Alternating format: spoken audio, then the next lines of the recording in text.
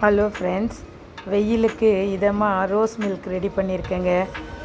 இதிலேருந்து தாங்க நான் சப்ஜா சீடு எடுக்க போகிறேன். க்ளீன் பண்ண பிறகு 1 டீஸ்பூன் அளவுக்கு சப்ஜா சீடு, 1/4 கப் அளவுக்கு வாட்டர் ஆட் பண்ணுறேங்க. ரோஸ் மில்க் ரெடி பண்ணுறதுக்கு ஒரு 1 ஹவர் முன்னாடி இதை ஊற வச்சா போதுங்க.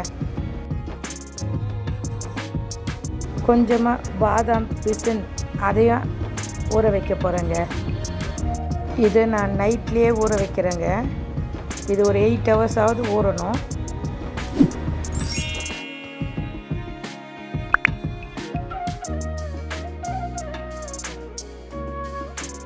ஒரு ஜார் எடுத்து அதில் 1 கப் மில்க் ஆட் பண்ணுறேங்க.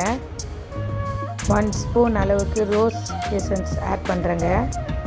1 டீஸ்பூன் அளவுக்கு சுகர் ஆட் பண்ணுறேன்.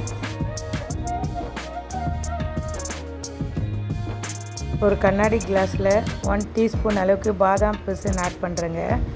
இப்போ நம்ம அடித்து எடுத்துகிட்டு வந்த ரோஸ் மில்க் ஆட் பண்ணுறேன்.